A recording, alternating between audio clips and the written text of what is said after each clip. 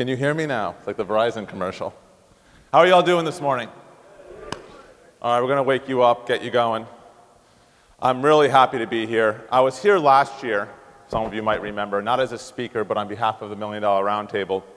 I've been fortunate that the last 2 years I've had the role of membership chair for the United States for MDRT. And I was here because this is one of the most successful MDRT days in the country that Steve has run, and I wanted to come witness it and see it for myself last year. I unfortunately had to leave early because my town went on lockdown because of the Boston Marathon and the bombing last year, because the bomber was found about 1.5 miles from my house, and that whole area was shut down. And as I was going down the night before this meeting was last year, when I went back to my room and watched CNN for 3 hours till 5 in the morning, I said, you know what, I think I better get back home and see what's going on there. So anyway, I'm glad to be back, Steve. And so I said to Steve, I go, Steve, I'm sorry I have to leave early. I might have to come back. He's like, be careful what you wish for. So that phone call didn't come much after asking me to come back this year. I want to thank Steve. I want to thank Todd, thank Julie for all for having me here. Amy, if you're in the room, thank you for hosting and picking me up from the airport yesterday. Oh, this is not London, but this is Minnesota. It's close. It's not too far off. Listen, let's jump right into it. The financial services business is difficult. We all know that. No one's denying it. It's 24 hours a day, 365 days a year, and somehow we're required to balance our personal life, our family life, our business life, all within that time frame. And I think in order to do that, we all have to establish rules. But those rules aren't going to come from me. They're not going to come from Brian. They're not going to come from Barb. They have to come from within yourself. I just want to share with you 2 quick rules that I've established in my life to help me balance that juggling act that we all go through every day. I have some steadfast rules. 2 of them, there's no bargaining around. That is, I will not be out more than 2 nights in a row during a work week. And that means if it's even for personal reasons or for business reasons, dinners, networking events, whatever it may be. If I happen to have something that goes in the calendar and it's 3 nights in a row, I don't go to one. I want to be home for my kids. I have 4 young kids. I want to be there. I want to be able to read to them. I want to be able to play sports with them out in the backyard. I want to do that stuff. If I do even go out 2 nights in a row, then I make sure that following night I'm home early from work, or I stay in the morning a little bit longer, have breakfast with them, take them to school, et cetera, et cetera. That's just one of the rules that I establish in my life to be able to do that. The other rule is that I won't miss an event, whether it's sports or a school event at my children's school, unless I'm out of town, which doesn't happen that often, but it happens every once in a while. But if I'm in town and there's an event or a sporting event, or my daughter's playing in a tennis tournament, or my son's playing in a hockey or lacrosse game, I'm there. It goes in the calendar. My staff knows about it. There's nothing scheduled an hour before that, and there's usually nothing scheduled after that. I just won't do it. Again, just 2 simple rules that help me be a better person, be a better father, be a better husband, be a better family person. Again, as you'll see the theme, we're all in this together. We all are, whether it's your family, your business, your practice, us here, we're going to help you. In those books that were so nice that were put together, you have a page by each of our names. I will have failed today if you don't write something down on that piece of paper after I get done speaking in the next 45 minutes or so.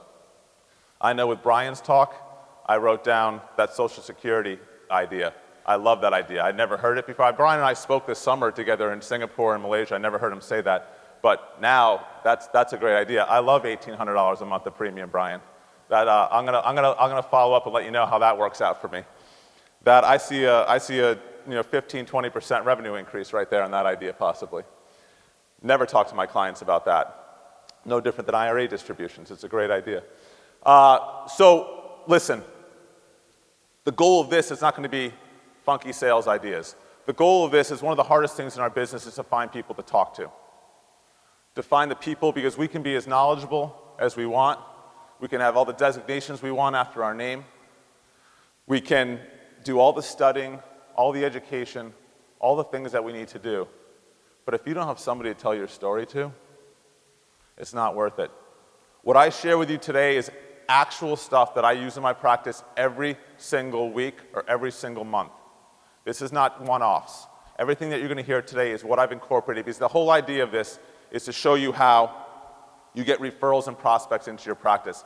I will stand here today and tell you I am the worst referral asker ever in my 20 years of being in the insurance business. I don't ask for referrals.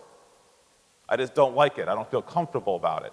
But what I've done in lieu of that is establish a business plan and put some ideas in place to help prospects and referrals come into my practice consistently.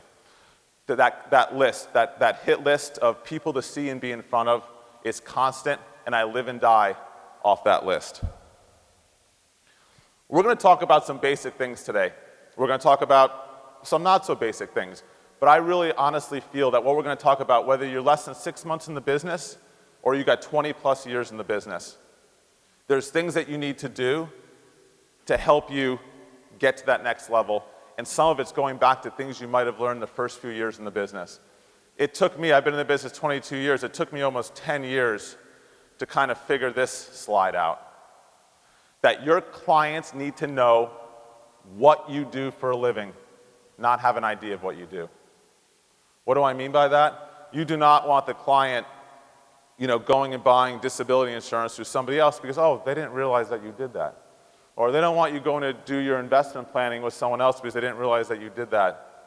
They didn't buy their life insurance through somebody else because you sold them long-term care and you never mentioned that you sold life insurance. These people, your neighbors, your friends, your community leaders, the people who are out there that can bring business to you, you really need to make sure they understand what we do. Our business is complicated. There's financial planners, financial advisors, CFPs, insurance agents, insurance brokers, insurance advisors, bank people. There's a million people that kind of do what we do. How do you differentiate yourself? How do they know? If these people are going to be your business ambassadors, if these are the people who are going to project a vision of your business, if your clients are out there and you want them to refer a prospect to you, do they understand what you do? Can they take your vision and project it onto that complete stranger? Can they tell that stranger what you do? And does it have context? And does it have purpose? It's one message. The first thing I challenge you to do, and you've heard this from other speakers, I'm sure, but it's what's your introduction audit? What do you say to people?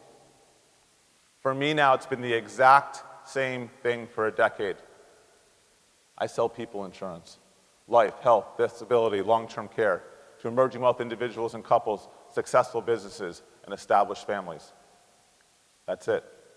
It's simple. Now, my practice is simple. I've been very, very, like Brian said, I have a niche practice. All I sell is protection products. I don't sell investments. I don't sell annuities. I don't sell any accumulation products for someone's retirement. I refer that business out to others as I get referrals back to them.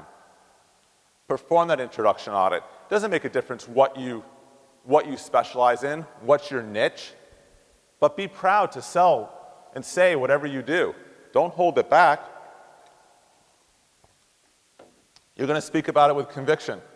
I love when I get that phone call and says, you know what, David, Andy told me to give me a call. He told me you're the life insurance guy. Great.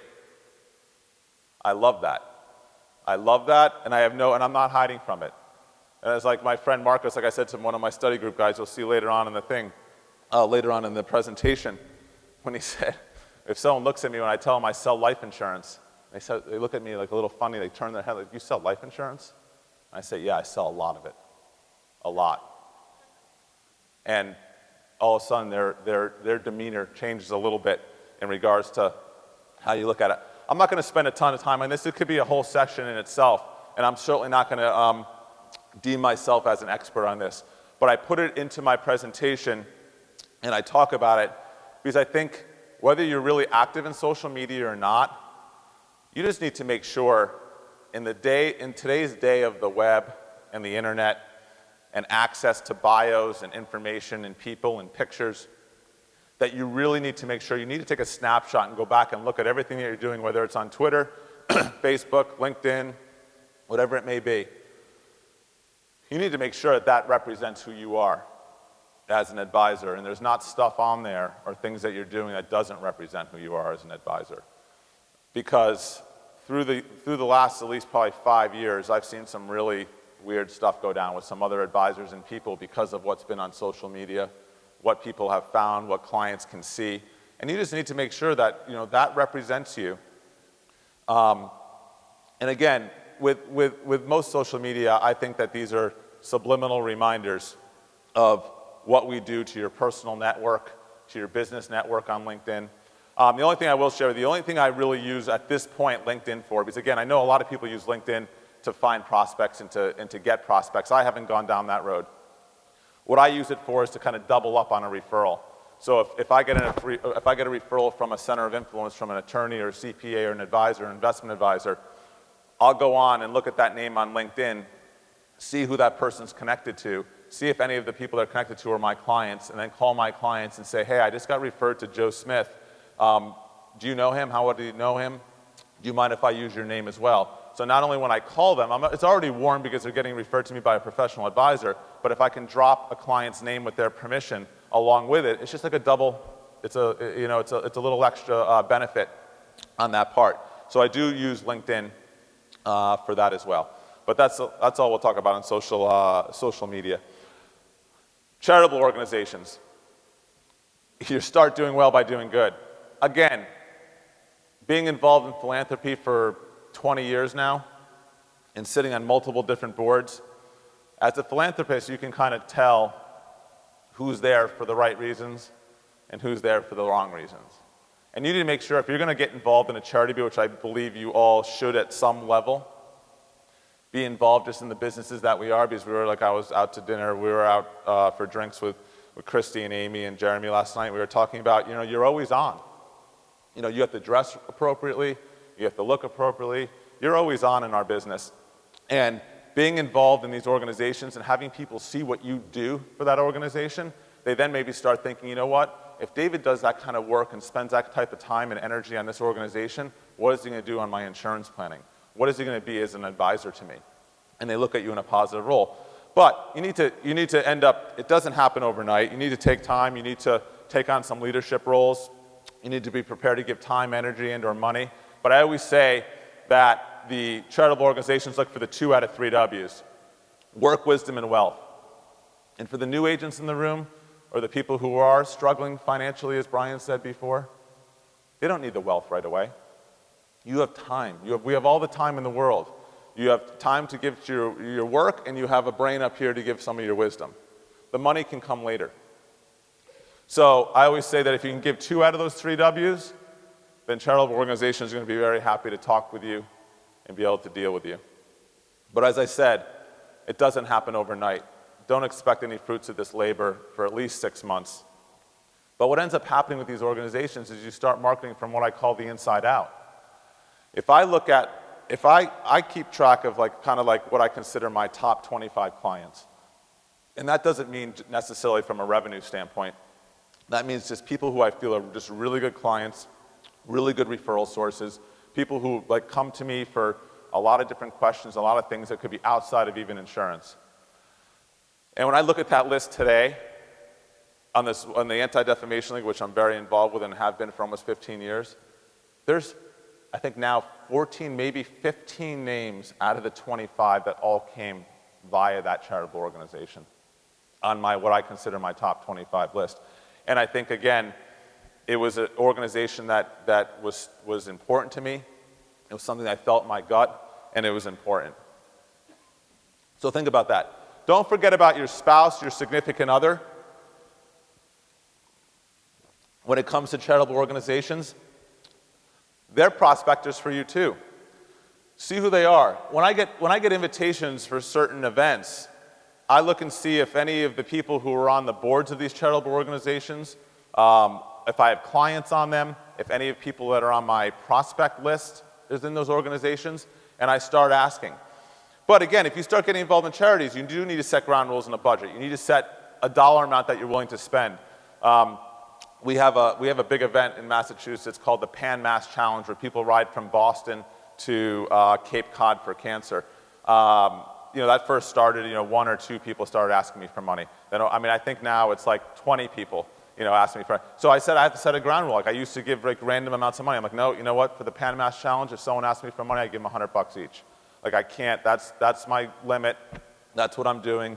And you need to set budgets. Because you're going to be asked to put ads in. You're going to be asked to go to $300 plate dinners. You're going to do this, do that. So you want to get involved, but you also want to make sure that you're not overextending yourself or getting yourself into financial difficulty.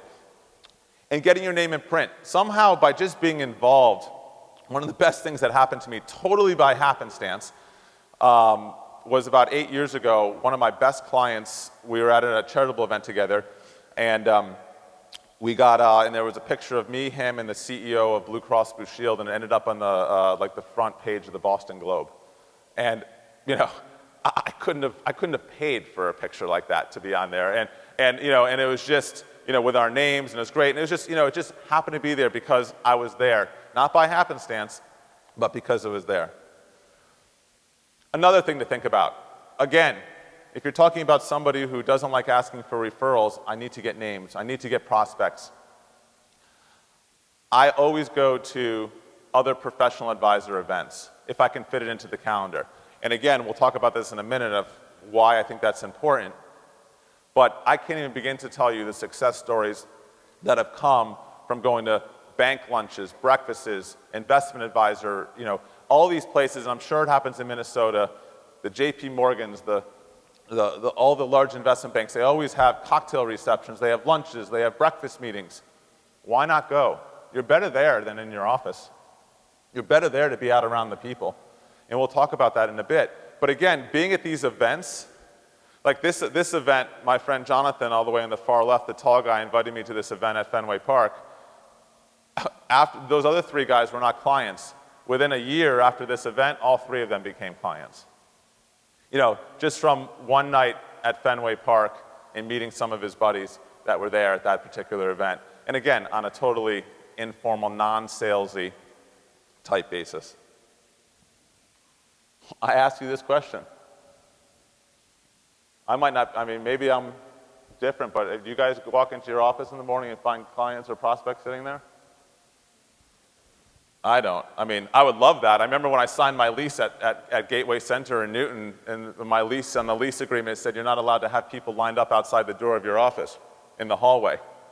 I'm like, let that only be my problem. I always envision, I'm like, why can't I have like a dentist's office and have 3 people sitting there waiting to see me? Yeah, that still hasn't happened yet. And I don't think my landlords have any issue with me worrying about that there's people lined up outside the door of my office to buy life insurance policies. Maybe someday, but not right now. But I challenge you to get out of your office. It's too easy to push paper around and to do things. And this is what I want to talk about. And this was something I learned in San Francisco at the MDRT meeting in 2000. I call it the Harriman Method because it was Phil Harriman, who was not yet at that point the president of the $1 Million Roundtable, gave an afternoon focus session. And something he said, because I think like anything else, really resonated with me.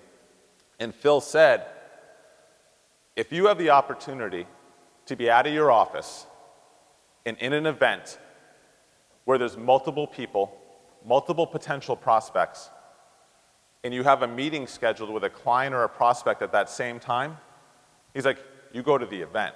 You reschedule the prospect or client. And when he said that, I kind of was like, wow, I never really thought, I was like always dying to get those meetings, to get that meeting with that client or prospect. But he said, you know what?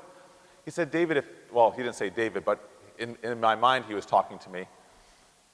He said, if that client's good enough to see you then at that particular time, they should have no issue rescheduling with you a week later or a few days later at a different time. And if they put up a big hassle and they become difficult about it, they probably weren't worth going to anyway. When I went home from that meeting, and that stands true today, 14 years later, if I have a client meeting booked in my calendar, a client or a prospect meeting, and I have then the opportunity or an invitation comes to go to an event where there's going to be multiple people there, that meeting gets postponed and moved. And I go to the event. Because again, for me, how many opportunities do we all have to be in front of multiple people all at the same time. Know your audience and be visible there. If you're going to go to events and then just kind of hang out against the wall, not talk to anybody, sit at the table, be aloof, whatever it may be, then yeah, no, it's not worth going.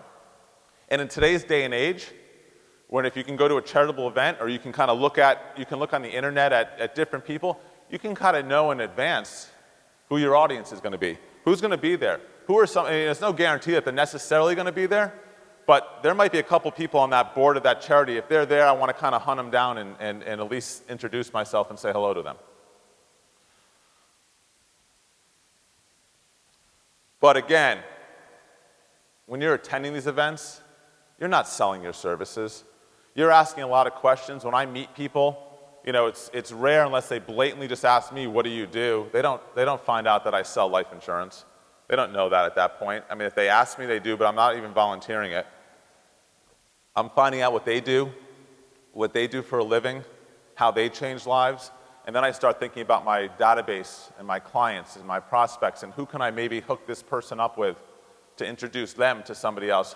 If this is a venture capitalist who's looking for has a particular niche in a particular business, do I have a business that guy might want to talk to him about? And that's what's going through my mind. How can I connect people? How can I make these warm introductions? My stuff will come later. Think about that as you're meeting people and doing things. Are you really projecting yourself out?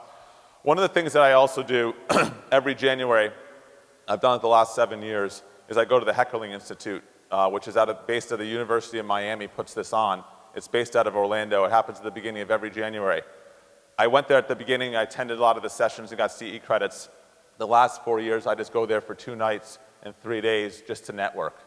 Because it happens to be that there's about 130 advisors from Boston that go to Heckling, and then I meet people from all over the country that go there too. This is a national estate and tax planning conference. So everybody who's attending that conference are either estate planning attorneys from around the country or CPAs and tax attorneys. So it's a hotbed of some of the best advisors in the whole country are in Orlando in January. So I go down there and hang out for a few days. Take people to dinner, go to dinners, have drinks, whatever it may be.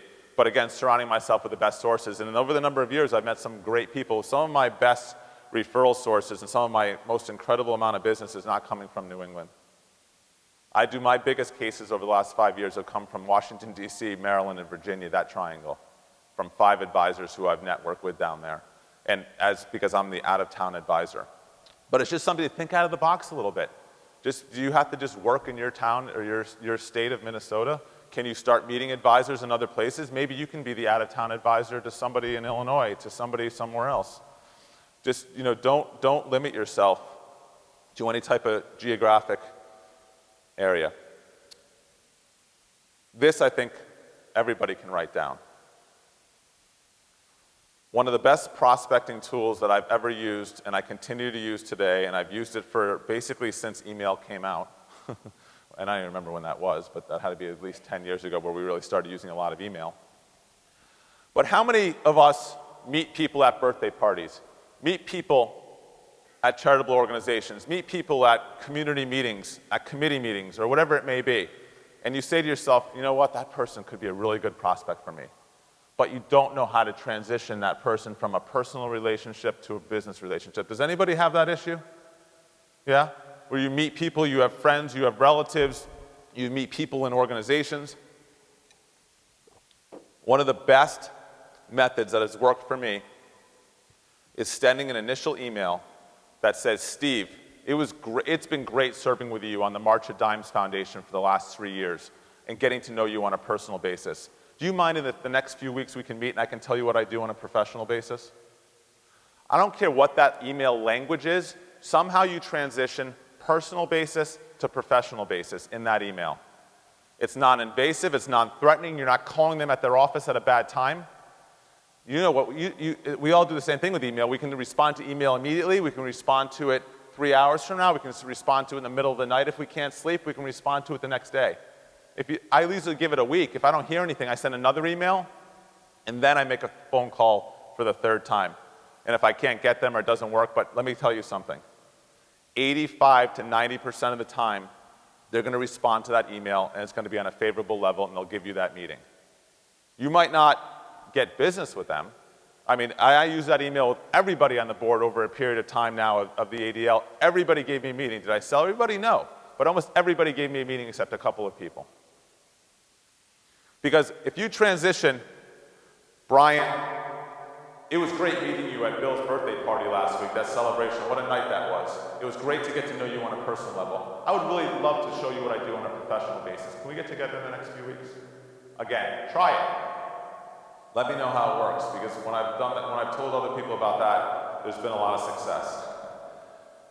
This was a young man back in 1992 that had hair on his head. And I assume a lot of you in that room know who that is. Ben Feldman. He passed away not too long after that. And for those of the younger advisors in the room that might not know Ben, excuse me, Ben was one of the most prolific, incredible life insurance salesmen of all time. He was in a small little town in East Liverpool, Ohio, and back in those days had more life insurance on the books than multiple life insurance companies combined, excuse me. I asked him, I said, Ben, I leaned down in that chair. I'm like, Ben, I'm 22 years old. I just started in the business in June. Tell me, what's your secret?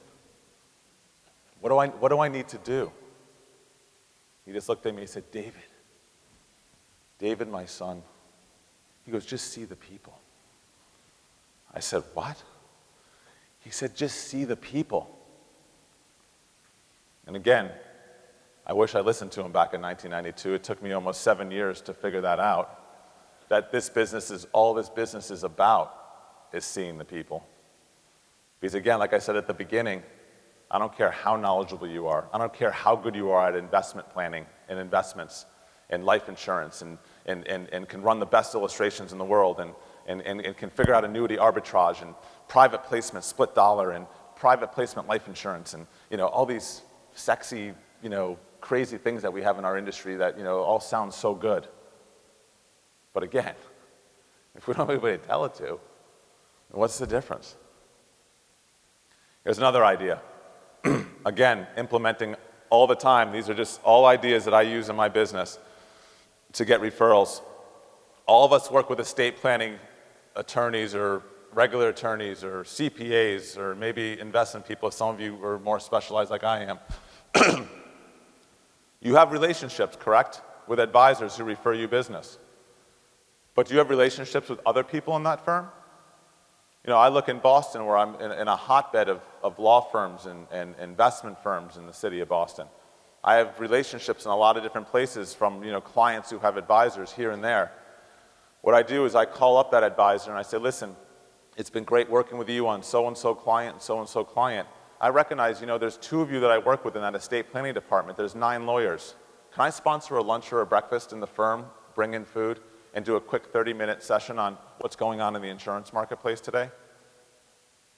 Most of the time, the answer is yes. And now I'm going in, I'm getting favorably introduced by one of their own as someone they worked with and trust with their clients, and now I've got 8 other attorneys, that I have the audience for 30 minutes. Who to present, how to set them up, what to discuss, follow up. Again, you're going to your existing, you can do this cold, but it doesn't work as cold if you go into a place where you already have some sort of relationship. You want to create a memorable experience there. I always say you don't want a one-night stand. It's about process. It's about being different. I always talk about that an expert on everything is a dying breed. That you need a team approach to planning with advisors. That you need to bring me in as the professional life insurance advisor to either review and audit the policies that are in place or to talk about new ones. I'm not your competition. I'm not there to take your investments away.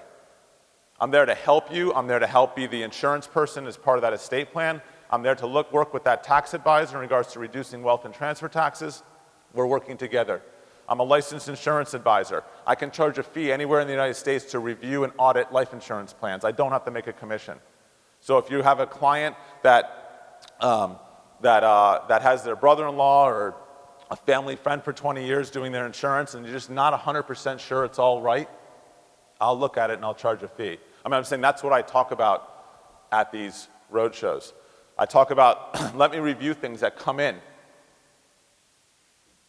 to your office. Let me review policies that are in trust, where you're the fiduciary, you're the trustee on that life insurance trust, yet you haven't really looked at it except for the bill that's coming every year for the past decade. Is that policy still sustainable? Does it still work? We talk about, again, nothing too crazy. Brian, do you mind getting me some? Thank you so much. We talk about simple versus complex planning. Again, depending on the time, actually in the last probably in the last year and a half, 2 years, I haven't done a lot of case studies. Maybe I'll talk about a few situations because again, I've decided that when I used to go in and do this, I used to do a 45-minute session. Now I try to keep it to 30 minutes. So depending on the questions and stuff that come out, I will or will not use case studies. I'll have some there with me in case I want to use it, but I don't always use case studies. But again, if it is, I always have a life insurance case study, a disability insurance case study, and a long-term care insurance case study. And then depending on the audience, what they're looking for, we talk about that. I talk about being a licensed insurance advisor and differentiating myself with expertise and service, which we'll talk about in a minute in regards to some of that planning. Again, something that's been on my bucket list for a long time has been to write a book. And I had a book issued a year ago, March of 2013. And I can tell you from just having this, just people considering you being an author, even if they never read the book, I can tell you that this book has already led to 2 sales because I had one client. I mean, I'll tell you this quick story, but it was really, it amazes me that I got referred by my CPA to a guy who owns a $40 million tech company. He came in, and I mean, typically at this level in 22 years in the business, as all of you who have experience know, you're pretty confident in regards to your initial meetings, what's going to happen, that it's going to be a comfort level, you're batting, almost 100% basically at all those meetings, and, if that person's referring them to me to buy life insurance, most likely they're going to be buying life insurance from me. 30 minutes into this meeting, I'm like, this guy and I are just not connecting. And that's difficult for me to fathom because I just usually connect with everybody. I'm a likable guy. So I kind of like, you know what, I'm gonna kind of call it here. It's just not comfortable. So I said, Shai, it was really great meeting you. I'm glad Scott introduced us. I hope if at some point in the future you want to look at some insurance stuff, you'll come back to me. And I want to give you my brochure and I want to give you my recently published book that I did. The whole demeanor of the meeting. You wrote this book? Where did you go to school? I mean, it was unbelievable. The next half hour, he was in my office for another 45 minutes. And literally, and I ended up selling a $12,000 case with him, a premium. He was out the door. And I literally feel like the book, changed his whole demeanor. I'm just sharing that. And the only reason I even put this on here is because we all have things on our little bucket list. We all have things that for years and years and years that we've wanted to do. This was on my list for 6 years, and I just finally did it. And it was a great feeling. And so I just wanted to say to you guys, if you need to do something or you have something that you've wanted to do, just go do it. Don't wait. There's no reason to wait. Targeted touches. How do I stay in touch with these people? So all the attorneys and CPAs and investment advisors go on a COI blast list. I don't blast things every week or every month. I don't subscribe to any service. It's very targeted. Usually it's articles that I have published, either in Advisor Today or Insurance Newsnet or whatever it may be. And I love sending them, obviously, articles that I write. If there's another article that I come across that I think that could bring value to them, then I'll send that to them too. But typically, maybe 4 to 5 emails a year, maybe 6. Not a lot. And I can tell when they get opened, and I can tell by the responses that I get that people actually look at them. So it's not one of these, because I know when I get the automatic email blasts and newsletters and all that stuff, it's delete, delete, delete, delete, delete. And I never really look at it. And we really only do one annual spring mailing around now. It'll be in the next month in May, that we send an actual, old school letter, kind of updating them in the last year. I talk about some personal stuff in my life to my clients or the advisors, and that's really it. And then, you'll see this is the other touch that I do. And again, this is a differentiator because I've still yet to find, at least in the Boston area, or even nationally, because I haven't heard of any others, any other agent who does what I do here. I send out what I call pre-policy anniversary letters, talking about a differentiator, talking about why an estate planning attorney would want to do business with you. We send out, so what are we coming up on? We're coming up on May 1st. So May 1st, a letter is going to go out from my office for any policies that are coming due in June. And there's two different types of letters. One is a regular policy owner letter, and one is what I call a trust policy owner letter. If it's a trust-owned policy, a letter goes to the trustee, it's copied to the insured, and it says, you know what, Mr. So-and-so, as trustee of this life insurance trust, you have a policy coming due next month in June. I don't know if you've gifted money to your trust at this point, if you send out your crummy letters, but I wanted to send you this out in advance of you getting the bills so you don't have to scramble down the road. That's the essence of the letter. The attorneys and trustees love that because usually they're getting the bill and they're trying to scramble to get the money into the trust, to pay the premium, to do whatever it may be. And then the other letter is just a regular letter, hey, I hope you've had a great year. Just as a reminder here, and it drags from my database into the letter their policy information. Please check the name, the beneficiaries, etc. on your policy. Ownership beneficiaries, make sure everything's correct. And please call me or email if you have any questions. And then what we do is I divide up that list between myself, my senior associate, and one of my staff people, Stephanie, everybody gets, so I either decide on that list who's going to actually get a phone call from us, who's going to get an email, and who might just be skipped over that year, and they're not going to get actually a personal touch. They're just going to get that letter. Estate planning councils, again, it's just involvement. This has been huge for me. The Boston Estate Planning Council is one of the most successful estate planning councils in the country. We have 800 members in it. I was lucky enough for 2 years in a row, they asked me to moderate the, again, talking about advertising and asking for better deals. I moderated this 600-person dinner 2 years in a row about 4 and 5 years ago, maybe 3 and 4 years ago. And again, out in front of 600 of the best advisors in the city of Boston, or New Hampshire, Connecticut, Maine, wherever they're dragging from. And again, it's just a matter of getting involved, getting exposure, people kind of seeing what you have to do. I hope you guys are getting some ideas from this thus far. I'm not going to sit here and tell you that you need to go to your grandchildren's school or that you need to coach your kids' or grandkids' teams. But I can tell you again, if you're sitting in your office, staring at your computer, or wasting your 5 minutes, like Brian said, on Facebook, or doing other things, there's no better place to be than at your events, at your grandchildren's sporting events, at their schools for events, meeting people on the sidelines of sporting events, whatever it may be. Again, countless stories. Again, I'm not asking for a referral, so I gotta find the people. And they need to find me. So again, it's just favorably meeting people and getting involved in my kids' plays a lot of sports. So I've just been fortunate enough to meet a lot of parents and again, be involved and be active.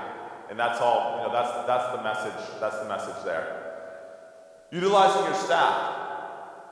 I've been very fortunate. I have 2 great staff people who have been with me 8 and 10 years, which have really helped me grow my business and be able to deliver on the promises that I make from a service standpoint. And I have a senior associate, and I just recently hired a business development guy who's one of my ex-clients. I just recently hired a nationally known tax attorney who just retired from his firm at 65, didn't want to play shuffleboard, who has an incredible Rolodex. And he started in January with me as my head of business development, and he's opened up meetings that have just been incredible. And like I said, he's a nationally known tax attorney, so he's hitting his connections for the last 35 years of practicing law, across the country, and it's just starting to bear some fruits now in April. But meetings he has gotten me are meetings that I would never be able to get myself. So it's an interesting, it's something that we're trying, and I have nothing to lose, but try to make it work. Again, utilizing staff to help, calls and emails 3 months prior to policy anniversaries, staff prepping with client data, working with the existing database, having surprise sales. Again, I bring this up because MDRT has done so many studies in regards to, people always say, oh, staff, it's so expensive, it's this and that, and you've heard it. Staff is not an expense, it's an investment. And I know from the dollars that I spend, I'm getting 4 to 5 times the return easily on the staff and the dollars that I shell out. Keeping it simple. I think we all get a little bit crazy. As Van said last night at the dinner, he thinks he might be the reason why we have compliance. And believe me, I'm a big fan of everything above board, but I also realize that clients do not want to look at 20-page illustrations. They don't want to have their eyes roll over. They don't want to have stuff. Do you need to have all that data? Do I have all that data on my iPad or in paper form at a meeting? Yes. Am I showing it to the client? Not necessarily unless they ask for it, but I have it all there as backup, and it's going to be all part of the file. But my presentations to clients are 1 and 2 pages. They're not really more than 8 to 14 minutes of me talking, and it's done. And then we go on from there. Keep it simple. Sometimes we get overloaded, and the clients are I've been on appointments. I mentor 9 agents, as Brian said, as part of the MDRT mentoring program. I was lucky enough to have 4 of them join me in Toronto last year. 5 of them are going to be joining me, in Philadelphia last year, and then 5 are joining me in Toronto this year. But some of these initial things I went out, we got out of the meetings, I'm like, your client was done, 12 minutes into your 45-minute discussion. But they got to learn. I didn't jump in. I let them watch, but keeping it simple. So again, sharing with you marketing efforts to devise ways to get the consistent flow of prospects into your practice.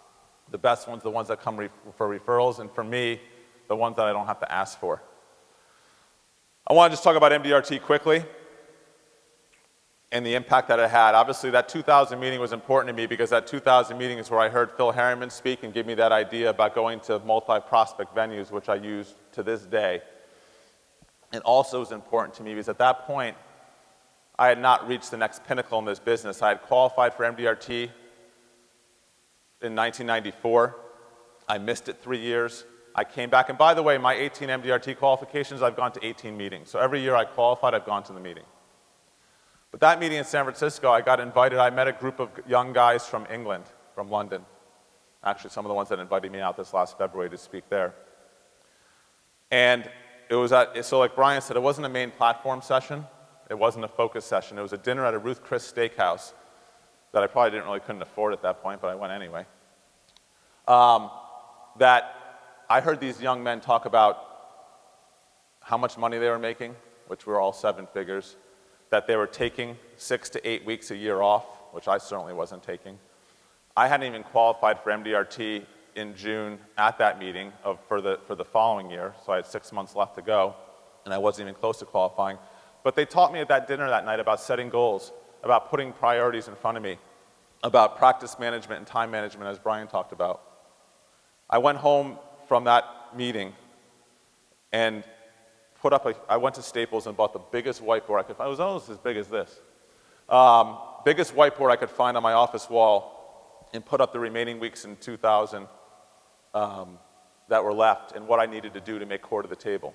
And in 2001, I made my first core to the table.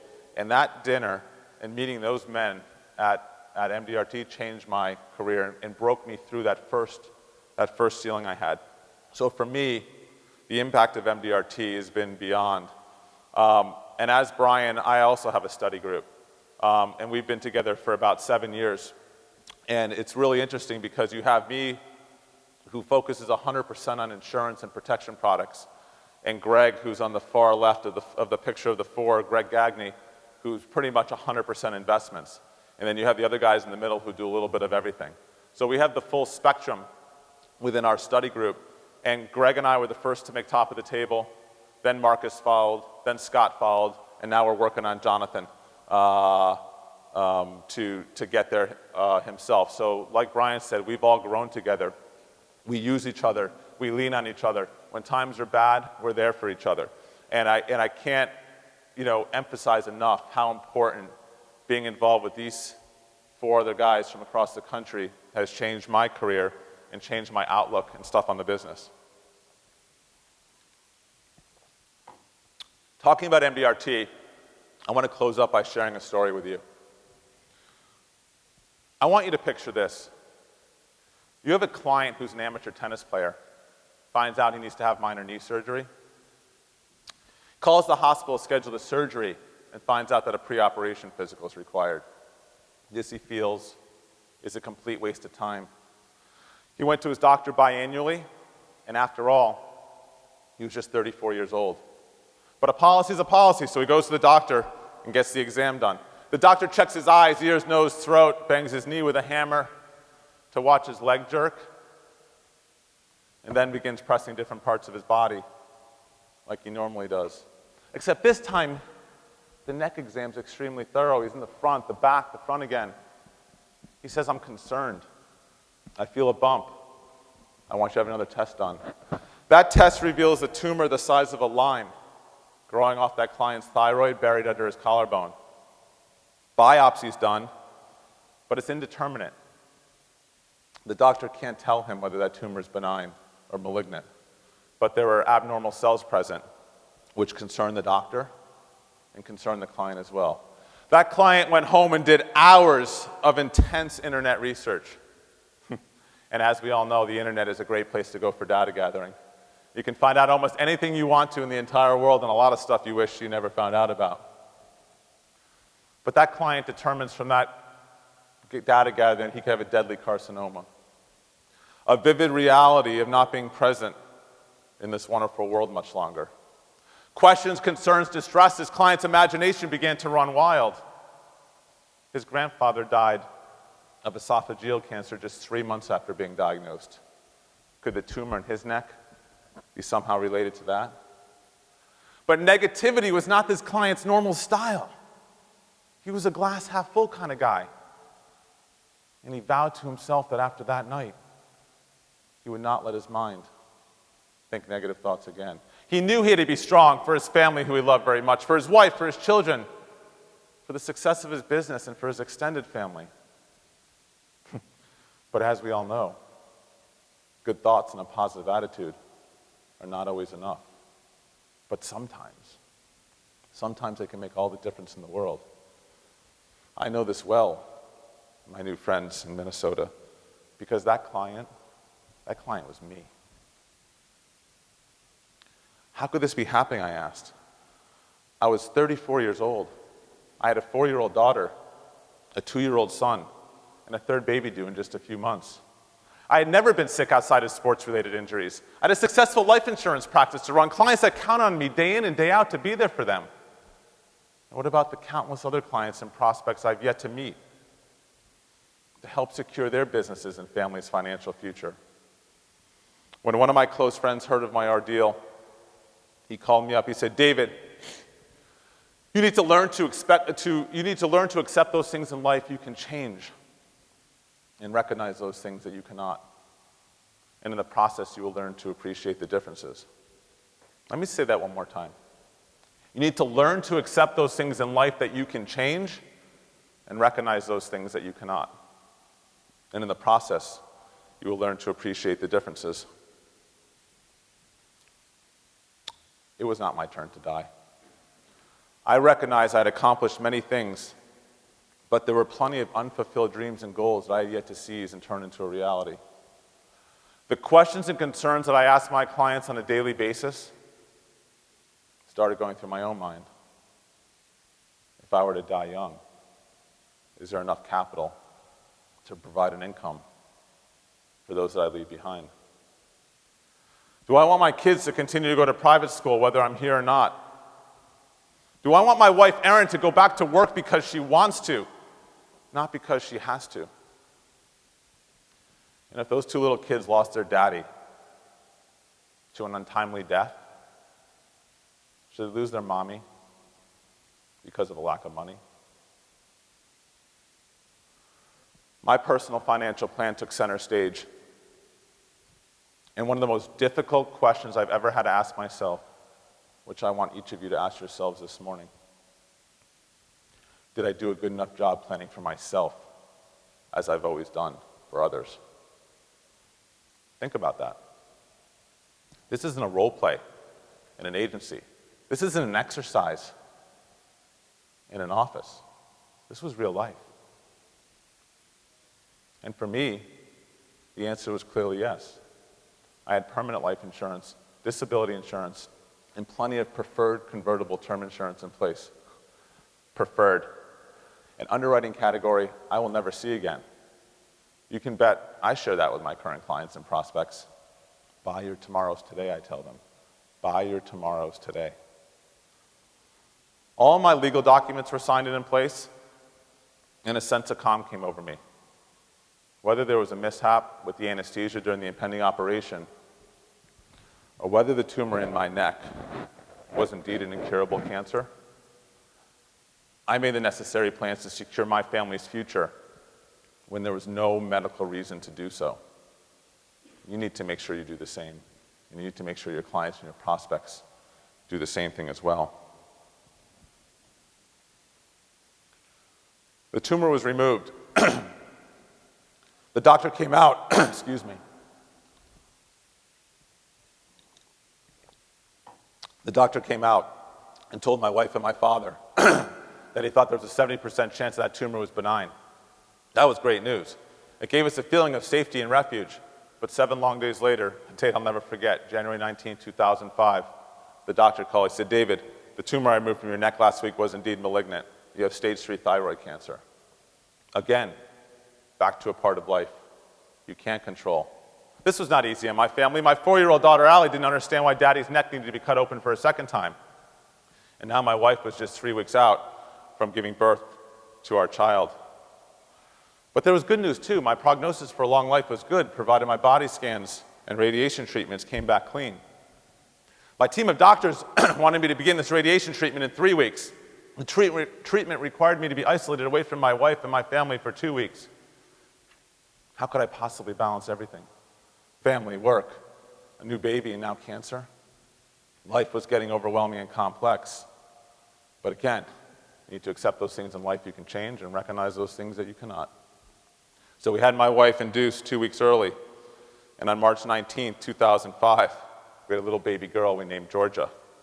1 week later, I moved out of the house to begin my radiation treatment. Georgia's birth reaffirmed the number one reason I was on this earth: to be the best father I could be, to be the best husband I can be, and to be there for them as their mentor, counselor, and best friend. I was not going to let cancer stand in the way of those responsibilities. Being exposed to that jolt of life was just what I needed to remind myself that I had my whole life to work. My business suffered terribly through the first quarter. My prospect inventory was stagnant. My first quarter revenue was like at 0. But so what? I had 8 months in the year to qualify for MDRT. As my fellow MDRT members know, isn't that what we do as achievers at MDRT? We overcome obstacles that stand in our way of success. 4 months later, the body scans revealed that the cancer had been isolated to the tumor that was in my neck. The margins were good and the cancer had not spread beyond the tumor that was removed. I thanked my doctor for sending to that specialist, and I thanked my ailing body for having a bum knee on that tennis court. Those 2 unrelated acts allowed me to catch my cancer in time. And I also want to publicly thank my good MDRT friend, Dick Sawyer, who many of you know, because of course it was an MDRT friend who gave me that life-changing advice. Look around you. Right now, you're probably sitting with some of your closest friends in the world. Some of them are members of MDRT, some are not. But if you're going through a time of adversity, or you're going through a lull in your business, they're there for you. If you're going through a negative time or a positive time and you have a high that you want to share, they're there for you. At least I know my fellow members of MDRT are my extended family. They were all there for me during that period of time. The lessons I have learned about life have allowed me to professionally succeed and personally triumph beyond my wildest dreams in the years that have followed. I have now qualified for my 6th consecutive top-of-the-table qualification on life insurance production alone. And I stand here humbly today, having already qualified for my 7th. I hope my story can help you if you go through a time of adversity. And as you see from this picture, we added a 4th child, a little girl we named Caroline. So I just leave you with this. Again, as you go through life, you need to accept those things in life you can change and recognize those things that you cannot. And in the process, you'll learn to appreciate the differences. Thank you. Have a great rest of your day.